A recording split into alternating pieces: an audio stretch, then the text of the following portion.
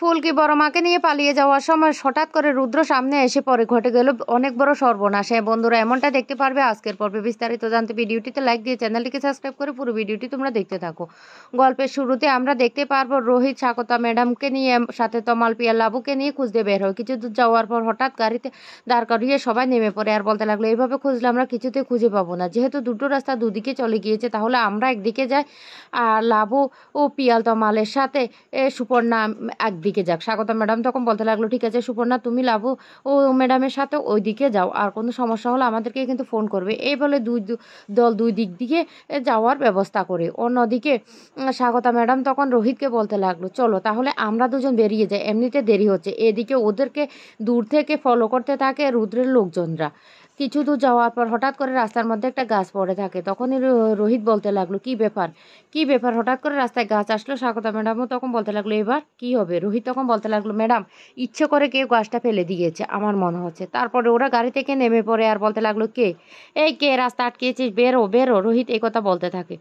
Swagata madam তখন বলতে লাগলো, কাউকে তো দেখতে পাচ্ছি না। রোহিত তখন বলতে লাগলো, সবাই ঘাপটি মেরে বসে আছে ম্যাডাম, আমরা না ঠিক রাস্তায় যাচ্ছি, আমাদেরকে যে কোনো প্রকারে মোহনাপুরের ভিতরে প্রবেশ করতে হবে। তখনই স্বাগতা ম্যাডাম বলতে লাগলো, হ্যাঁ কিন্তু আমি তো নেটওয়ার্ক একদম পারছি না, সুপর্ণাকে তো আরও ফোর্স নিয়ে আসতে হবে, এখানে সমস্ত বাড়িঘর সব কিছু আমাদেরকে খুঁজে বের করতে হবে। এই বলে সুপর্ণা ম্যাডামকে কল করার জন্য স্বাগতা ম্যাডাম কিছু দূরে নেটওয়ার্কের জন্য চলে গেলে তখনই রোহিত বলতে লাগলো, আমাকে যা করার করতে হবে।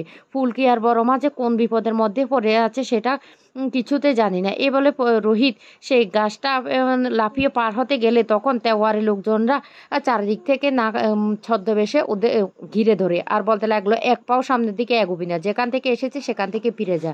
রোহিত তখন বলতে লাগলো, কেন রে, কেন ফিরে যাব? আমি স্পষ্ট বুঝতে পারছি যে তোরাই জানিস ফুলকি দাস কোথায়, ফুলকি কোথায় বের সত্যি করে বল। তখন সবাই মিলেও রোহিতকে ধরে ফেলে আর বলতে লাগলো, দেখ আমরা কতজন, দেখ আর তুই কতজন, তুই একলা, এবার দেখ তোর অবস্থা কি করি। এই কথা বলতে রোহিত তখন হঠাৎ করে তেওয়ারিকে এমনভাবে মারে তেওয়ারি পড়ে যায়। এক পর্যায়ে রোহিত সবাইকে মারতে মারতে এমন অবস্থা করে, তারপরে তেওয়ারিকে ধরে মারতে মারতে বলতে লাগলো, এই ফুলকি কোথায় বল, ফুলকি কোথায় বল। কিন্তু তেওয়ারি কিছুই বলে না। তখন সেখানে স্বাগতা ম্যাডামও চলে আসে। রোহিত তখন বলতে লাগলো, ম্যাডাম আমার মনে হচ্ছে আমরা ঠিক জায়গা মতো চলে এসেছি, খুব কাছাকাছি চলে এসেছি, আমাদেরকে খুঁজে বের করতে হবে। এদিকে ফুলকির হঠাৎ করে জ্ঞান ফিরে আসে আর দেখতে পায় হাত পা বাঁধা পড়েই আছে। ফুলকি তখন বলতে লাগলো, আমরা এখানে কেন এসেছি?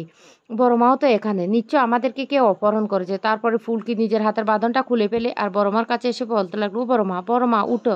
তখন বড় রানী উঠে পড়ে আর বলতে লাগলো, ফুলকি আমরা কোথায়, এখানে কেন এসেছি? ফুলকি তখন বলতে লাগলো, ও মা আমাদেরকে না মনে হচ্ছে অপহরণ করা হয়েছে, বুঝতে পারছো, আমাদেরকে অপহরণ করা হয়েছে, আমাদেরকে এখান থেকে পালাতে হবে। তখন বলতে লাগলো, কি বলিস ফুলকি, আমার তো বড্ড ভয় করছে। ফুলকি তখন বলতে লাগলো, দাঁড়াও আমি বাইরে কে আছে দেখি।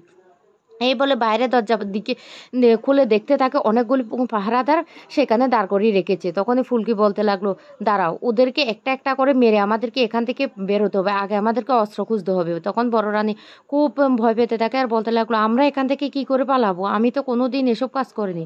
তখনই ফুলকি বলতে লাগলো, বড় মা শুনো, কেউ কোনো কাজ আগে থেকে জানে না, সবাই প্রথম করে, তাই এটাও প্রথম। তুমি কি জানতে তোমাকে এভাবে হাত মুখ বেঁধে কিডন্যাপ করা হবে? সেই জন্যই তো তোমাকে বলছি চেষ্টা করলে পারবে। তারপরে ওরা ভিতর থেকে জল জল বলে চিৎকার করতে থাকে। তখন ওই পাহারাদারগুলি জল দেওয়ার জন্য যখনই দরজা খুলে তখন এক একটাকে মারতে থাকে ফুলকি আর বড় রানী মিলে। অন্যদিকে রোহিত এদিক ওদিক করে খুঁজতে খুঁজতে হঠাৎ করে একটা গাড়ি দেখতে পায় আর বলতে লাগলো, গাড়িটা এখানে কোথা থেকে এলো, দেখি তো গাড়ির নাম্বার। এই বলে গাড়ির নাম্বারটা দেখলে রোহিতের মনে পড়ে যে এই গাড়িটাতে করে ফুলকিদেরকে কিডন্যাপ করা হয়েছে, কিন্তু এখানে তো কেউ নেই।